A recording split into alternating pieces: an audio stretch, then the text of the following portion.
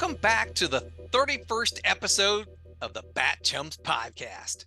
I'm Drew Leiter, and joining me tonight is my co-host, the man, the myth, the new legend, Mike Gordon. Howdy. How are you, Welcome sir? back. Or are we supposed to be silent during this episode? Well, that wouldn't work very well. Not for the I don't think audio it part would. of the show. Uh, yeah, this is our fourth Riddler story, which is pretty amazing. So, pretty cool. Yeah, it's 31 episodes, you said? Goodness Yes. gracious. Man, that's it feels like it's been, like it feels like we're just on episode 7.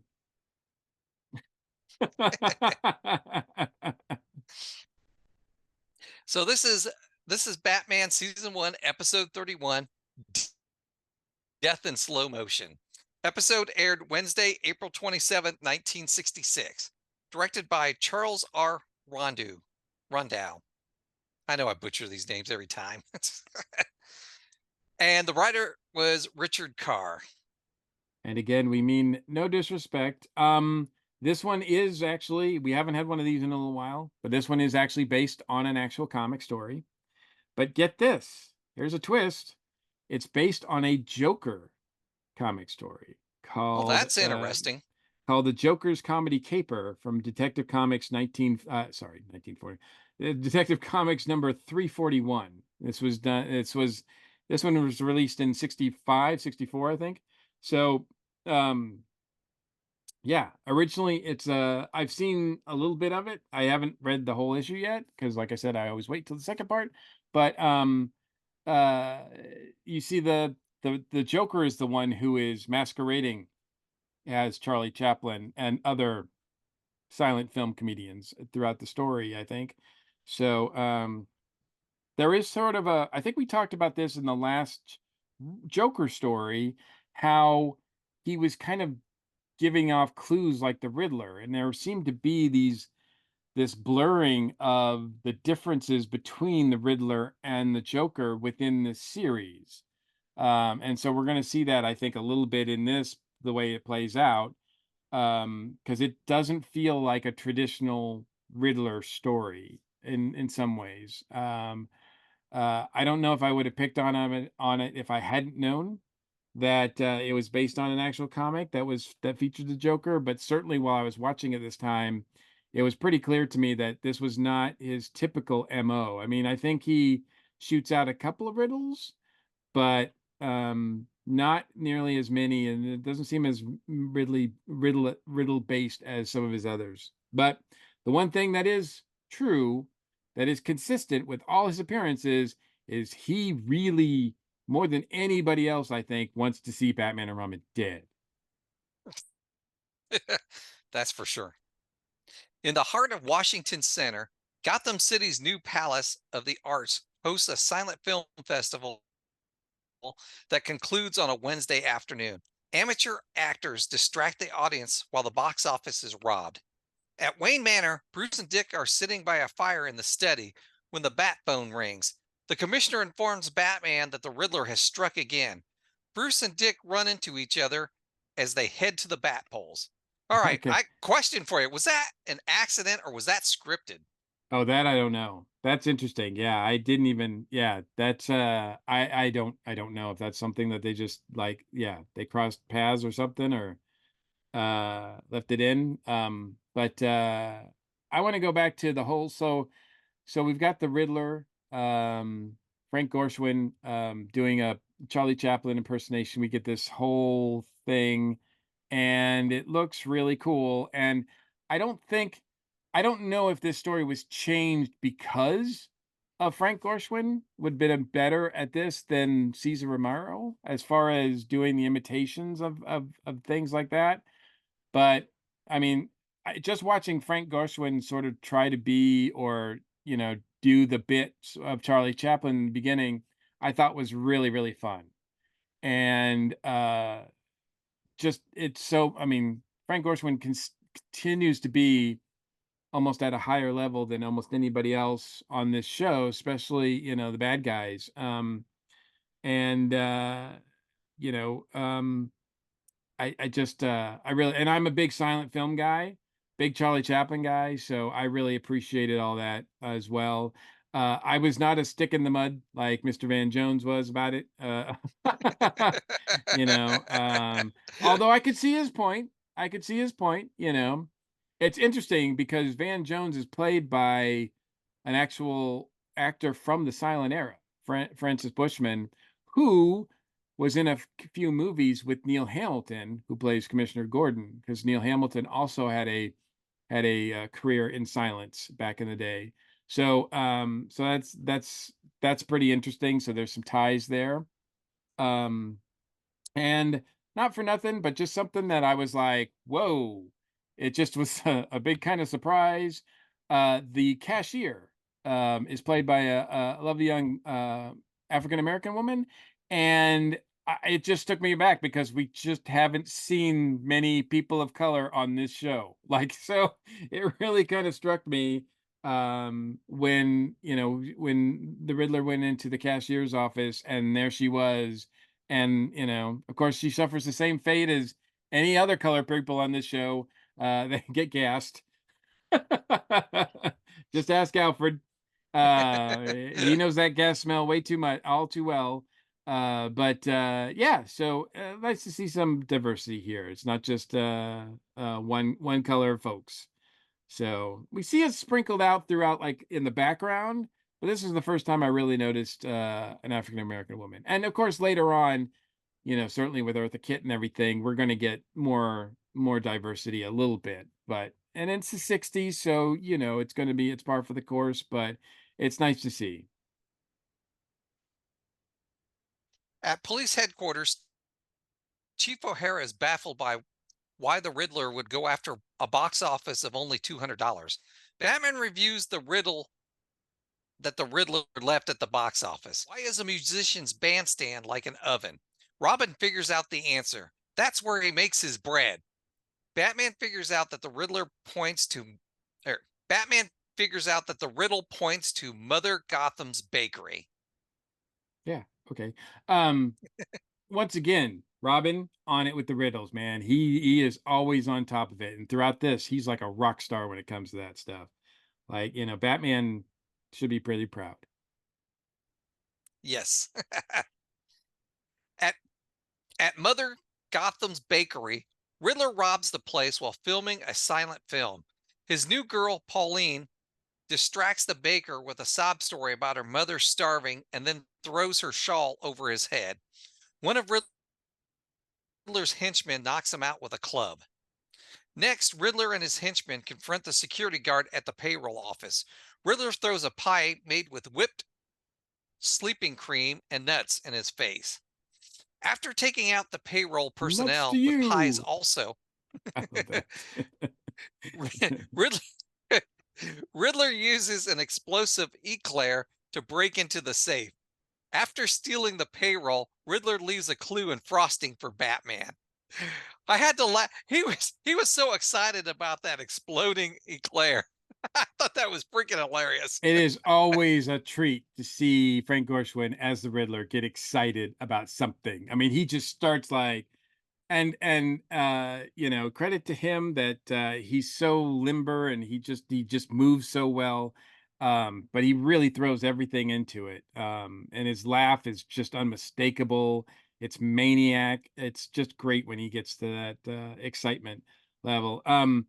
At first I was kind of watching this and I was like, okay, because I had read somewhere, and this could be a misnomer, I don't know, but I'd read somewhere that Frank Gorshin really wasn't a fan of the Riddler like one piece suit. So whenever possible, he really preferred the actual like three-piece suit that he wears at the beginning of this. And then he does actually go into the one-piece suit later on. So they haven't given it up completely. But I did think that was interesting. Also, you mentioned Pauline was being used as a distraction. I find Sherry Jackson, who plays Pauline, one of the most distracting Mauls that we've ever had. She and I think the director really liked her too, because there's a lot of shots of her, like her legs and like from different angles, and it's like, okay. But Sherry Jackson was an actress that she started off really young. She started when she was like 5 or 6 making movies, and she's been in everything. Like, all she does appearances in all TV shows, but most notably around the same time as this, actually 1966, she's in a really cool episode of Star Trek called "What Are Little Girls Made Of?" I guess what the title is. Oh, okay. And she is very attractive, and she stands out a lot in that episode. And she's still with us. She is still around. I think she used to do appearances at conventions here and there. I have never met her or seen her, but I would love the opportunity at some point, because yeah, she definitely made an impression on me on Star Trek in that episode as Andrea, and she's just as stunning here, um, if I may be so bold as to as she is. Yes, she's the perfect distraction. It's been a while since I've seen that episode of Star Trek and the original series in general, so I may go back and just check out that episode. Absolutely.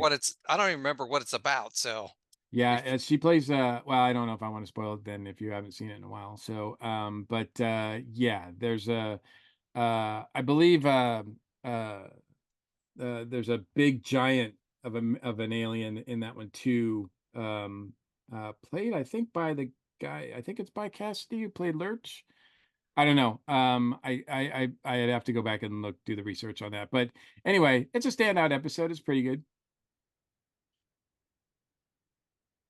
all right, now I got to figure out where I was at. Let's see. Okay. Batman and Robin arrive to discover the payroll has been robbed and find the clue that Riddler has left in frosting. Batman, as one baker to another, how do you make a dishonest shortcake? The answer, a library. I believe Robin came up with that one too. He did. Yeah, he's So on I it, didn't write man. that down here, but Gotham City Library, the Baker Street branch. Batman and Robin arrive to find the library closed on Wednesdays due to lack of funds. Robin notices the lock has been tampered with.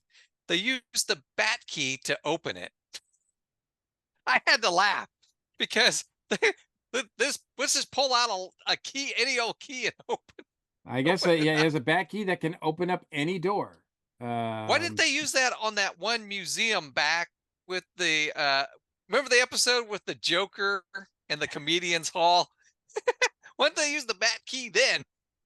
well, it was because of that particular incident that the Bat Key was created. Drew, like, the Batman learns from his, mistakes, and when things happen, then he adjusts accordingly. So after that, he was like, "I need to have a Bat Key." I'm just making all this up. I have no idea. I know It's just because inconsistent writing. he hasn't learned with the Batmobile alarm yet. No, no, Because he has everybody not. keeps stealing that. Everybody keeps stealing it. Yes. Going to a second set of doors, a giant book falls on Batman and Robin's head, stunning them.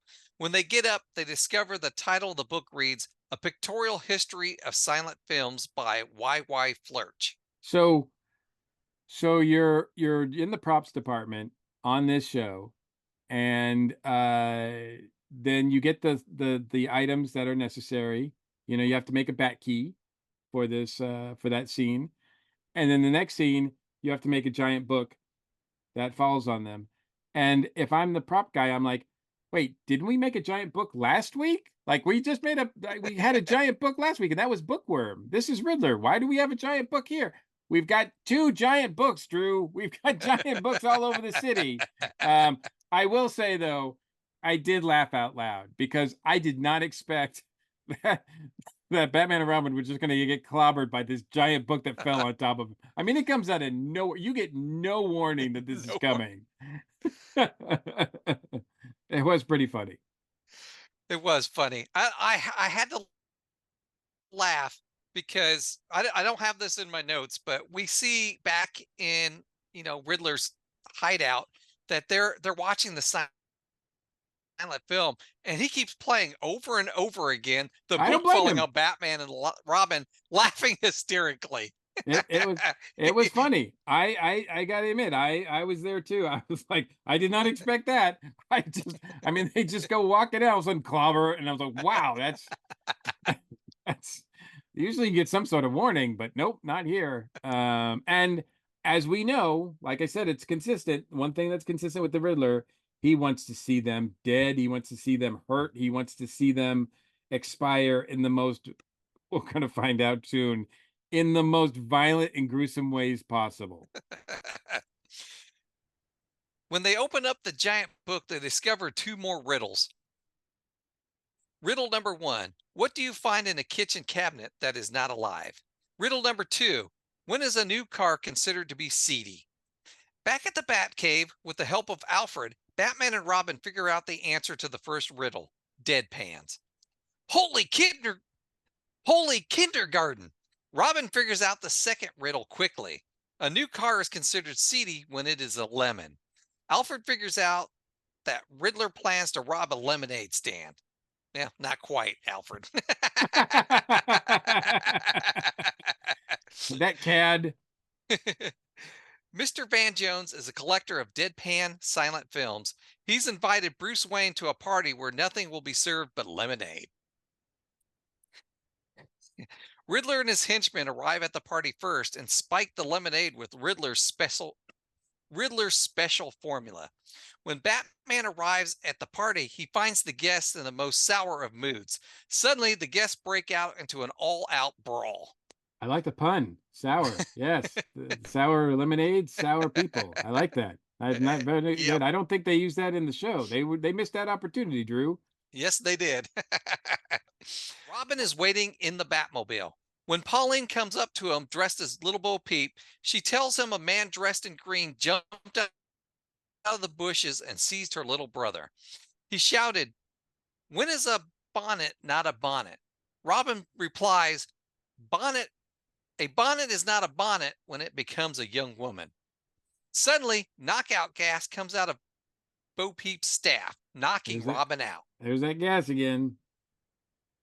Yep, that gas is all over the place. Somebody's making a killing off that gas. Yeah. Whoever's making knockout gas in Gotham, man, they are making a killing. And they're right alongside them is the people who are making giant books.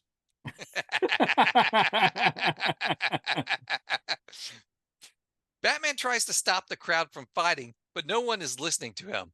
Batman spots the Riddler's camera crew and they shoot at him. Batman ducks to the ground as they get away. Yeah, Batman that tries kind to of that contact. surprised me, Drew. That surprised me. All of a sudden, like he spots them, and before he could do anything, they just whip out a gun and start shooting. I was like, wow, we don't usually see that on this show. No, we don't. Batman tries to contact Robin on his radio, but Robin doesn't answer. Back at the Riddler's hideout, Robin is put on a conveyor belt with a table saw. Riddler plans on filming Robin getting cut in half. After many gassers, here's a real buzzer. Is Robin going to wind up as his own double? Incredible but true, but Batman will not arrive in time. Will we see the boy wonder sawed in two? Tune in tomorrow. Same bat time, same bat channel. Yeah, I this noticed is it. I noticed in crazy. this one, because a lot of times we see the female is always apprehensive of the traps that the villain has laid out for Batman and Robin. Pauline seemed excited to see Robin sawed in two in this. And I thought that was kind of out of character for that type of Yeah, yeah. villain's I mean, girlfriend. this is going to be gruesome. I mean, this is one of the most gruesome things that we've seen ever. Like this is pretty violent, and it's gonna like that, and they're right there. They're not just leaving him. Like they're not just saying like, well, we'll let this happen and we're gonna walk away. Batman's nowhere near. Like he has no idea where he is. Now, granted, or we could see some way outlandish way out of it, which we've done before.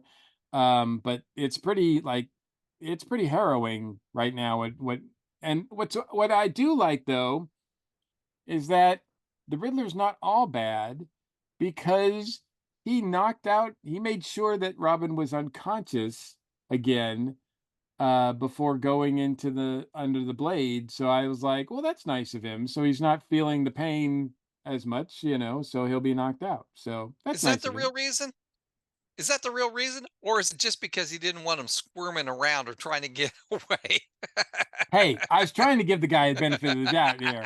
But you want to go like full, maniac, then, by all means. I certainly think that could be warranted because Frank Gorswin just seems to, I mean, his Riddler just loves the idea of watching these guys go into like some sort of violent situation. So it's Not pretty only that, gruesome. he's giddy about it, dancing around, Oh yeah. and he's filming it. Yeah, He's I'm sure filming he's it. gonna want show Batman his film later. Not only that, he's right there at the end of the table, like on the other side of the Yes. blade, waiting. Like, I mean, dude, at least get like a tarp or something, because this is gonna get ugly. Like, oh man. So yeah, Robin once again is in quite the predicament. So we'll see how this is the second one in a row. Like he had to be saved by Batman last time. The announcer tells us that Batman will not be there in time. So that does lend to when I wonder if that's true. And if that's true, how does Robin get out of it? Because I don't think we've seen Robin just get out of a situation by himself. He's already. Uh And I got to tell you, when the announcer told us that, I didn't believe him because we have yet to see Robin get out of his own predicament, and he's yeah, knocked out. So I don't know what he could do. I'm that's true. totally expecting Batman to show up. So we'll I see what happens. Yeah, unless like some sort of power outage all of a sudden that hits Gotham, and then some other act of God that the writers are going to come up with. So, but it doesn't negate the fact that it's a great cliffhanger, because it does look a pretty violent end Horrific.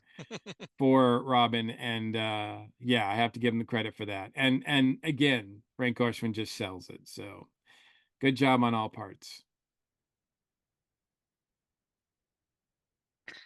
All right. Well, that wraps up another episode. Do you have a shout out, Mike?